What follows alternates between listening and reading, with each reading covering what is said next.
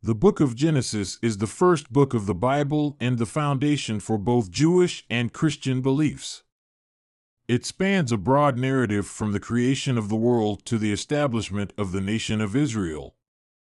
Genesis is divided into two primary sections: the primeval history, chapters 1 to 11, and the patriarchal history, chapters 12 to 50. Below is a comprehensive summary of its key elements. 1. Creation, Genesis 1 to 2. Genesis begins with two accounts of creation. In the first, Genesis 1:1, 2:3, God creates the universe in 6 days. Day by day, He brings forth light, sky, land, seas, plants, celestial bodies, animals, and, finally, humanity, created in His own image. God declares His creation very good and rests on the seventh day, sanctifying it. The second account, Genesis 2 verses 4 to 25, focuses more specifically on the creation of Adam, the first man, and his partner, Eve. God forms Adam from dust and breathes life into him. Adam lives in the Garden of Eden, tasked with tending it. God creates Eve from Adam's rib to be his companion, establishing the first human relationship. 2. The fall, Genesis 3. The harmony of Eden is broken when a serpent tempts Eve to eat fruit from the tree of the knowledge of good and evil, which God had forbidden. Eve eats the fruit and gives some to Adam. As a result, they become aware of their nakedness and sin. God confronts them, and they are expelled from Eden. Humanity is now subject to suffering, hard labor, and death. The serpent is cursed to crawl on its belly, and a future enmity is prophesied between the serpent and the offspring of the woman. 3. Cain and Abel, Genesis 4. Adam and Eve have two sons, Cain and Abel. Cain, a farmer, becomes jealous of Abel, a shepherd, because God favors Abel's sacrifice over his. In a fit of anger, Cain kills Abel. God punishes Cain by banishing him to a life of wandering, but He also marks him to prevent others from killing him. Cain settles in the land of Nod, east of Eden, and has descendants. 4. The line of Adam and the growth of sin, Genesis 5 to 6. Genesis 5 records the genealogy from Adam to Noah, listing long lifespans and generations that populate the earth. However, as humanity multiplies, so does its wickedness. By Genesis 6, God regrets creating humans because of their pervasive corruption and violence. Still, Noah, a righteous man, finds favor in God's eyes. 5. The flood, Genesis 6 to 9. God decides to cleanse the earth of its wickedness by sending a great flood. He instructs Noah to build an ark and bring into it his family, his wife, 3 sons, and their wives, along with 2 of every kind of animal, 7 pairs of clean animals. Noah obeys, and after they enter the ark, the floodwaters cover the earth for 40 days and 40 nights. All life outside the ark perishes. After the waters recede, Noah and his family emerge, and God makes a covenant with Noah. He promises never again to destroy the earth by flood and places a rainbow in the sky as a sign of this covenant. Noah plants a vineyard, but after becoming drunk, his son Ham dishonors him. As a result, Noah curses Ham's descendants through Canaan. 6. The Tower of Babel, Genesis 11. As humanity once again spreads across the earth, they begin to build a city with a tower that reaches to the heavens in the plain of Shinar. Their motive is to make a name for themselves and avoid being scattered. God confounds their language so they cannot understand each other, and they abandon the project. This place is called Babel, Babylon. God disperses the people over the face of the earth. 7. The call of Abram, Genesis 12. Genesis 12 marks the transition to the patriarchal narrative with the introduction of Abram, later Abraham. God calls Abram to leave his homeland in Ur and go to a land that he will show him. God promises to make Abram's descendants into a great nation, bless him, and make him a blessing to all peoples. Abram, his wife Sarai, and his nephew Lot travel to Canaan. 8. Abram in Egypt and the separation of Lot, Genesis 13-14.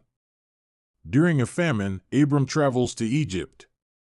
Fearing for his life because of Sarai's beauty, Abram tells the Egyptians that she is his sister. Pharaoh takes Sarai into his household, but God sends plagues upon Pharaoh's house. Pharaoh discovers the deception and sends Abram and Sarai away. Back in Canaan, Abram and Lot separate due to their growing herds and conflict between their herdsmen. Lot chooses the fertile Jordan Valley near Sodom, while Abram remains in the hill country of Canaan. Abram rescues Lot after he is captured in a regional conflict involving the kings of Sodom, Gomorrah, and other cities. Upon returning, Abram meets Melchizedek, king of Salem, who blesses him. 9. God's covenant with Abram, Genesis 15-17. God reaffirms his promise to Abram, promising numerous descendants as numerous as the stars. Abram believes God, and it is credited to him as righteousness. God makes a covenant, and Abram's name is changed to Abraham, father of many. Sarai's name is changed to Sarah, and she is promised to bear a son, despite her old age. Circumcision is established as the sign of the covenant between God and Abraham's descendants. 10. The birth of Ishmael and the promise of Isaac, Genesis 16-18. Because Sarah is barren, she gives her maidservant Hagar to Abraham, and Hagar bears a son, Ishmael. However, conflict arises between Sarah and Hagar flees. An angel of the Lord appears to Hagar and tells her to return, promising that Ishmael will also become the father of a great nation.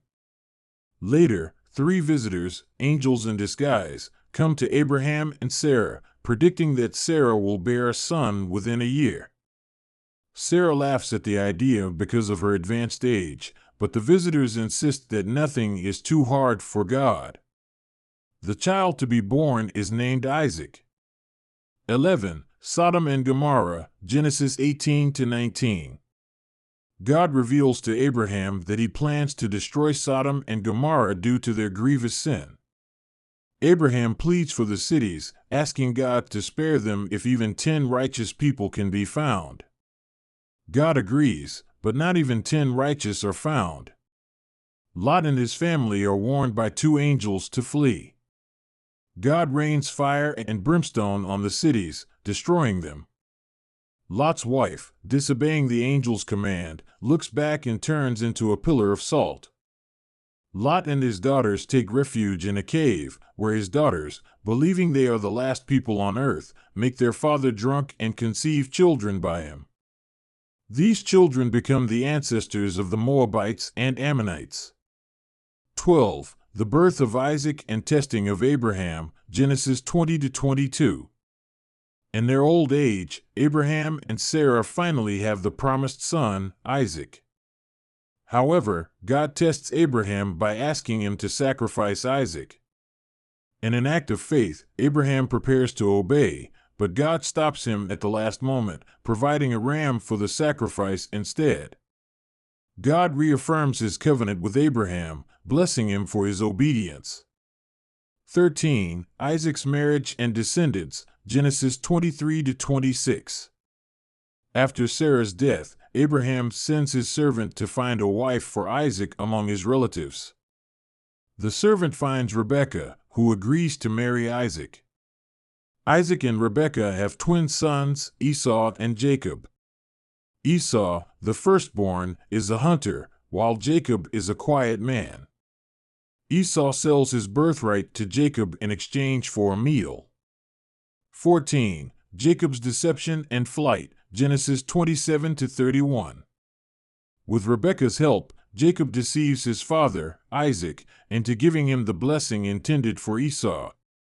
Fearing Esau's revenge, Jacob flees to his uncle Laban's household in Haran. There, Jacob falls in love with Laban's daughter Rachel, but after working 7 years to marry her, he is tricked into marrying her sister Leah. Jacob works another 7 years for Rachel and grows wealthy in livestock. Eventually, Jacob decides to return to Canaan. 15. Jacob's return and reconciliation with Esau, Genesis 32-33. On his return, Jacob wrestles with a mysterious man who blesses him and renames him Israel, meaning one who struggles with God. Jacob prepares to meet Esau, fearing his brother's anger, but Esau greets him with forgiveness and joy. The two brothers reconcile, though they settle in different regions. 16. The story of Joseph, Genesis 37-50. Jacob has 12 sons, and his favorite is Joseph, the firstborn of Rachel. Joseph's brothers are jealous of him, especially after he tells them of his dreams predicting that they will bow to him. They plot to kill him, but instead sell him into slavery in Egypt. In Egypt, Joseph rises to prominence in the household of Potiphar, but after being falsely accused by Potiphar's wife, he is imprisoned. Even in prison, Joseph earns respect, and he interprets dreams for Pharaoh's servants. Pharaoh has troubling dreams, and Joseph is called to interpret them. Joseph reveals that Egypt will have 7 years of abundance followed by 7 years of severe famine. Pharaoh makes Joseph the governor of Egypt, and Joseph oversees the storage of grain during the abundant years. When the famine arrives, Joseph's brothers come to Egypt seeking food, not recognizing Joseph.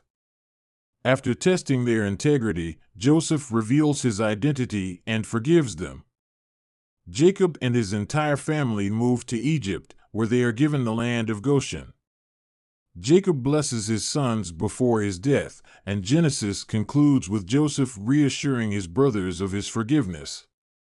Before his death, Joseph expresses faith that God will bring the Israelites out of Egypt and back to the promised land. Thus, Genesis sets the stage for the rest of the biblical narrative by outlining the origins of the world, humanity, sin, and God's covenant with the patriarchs, leading to the formation of the Israelite people. Thanks for listening. May God bless you.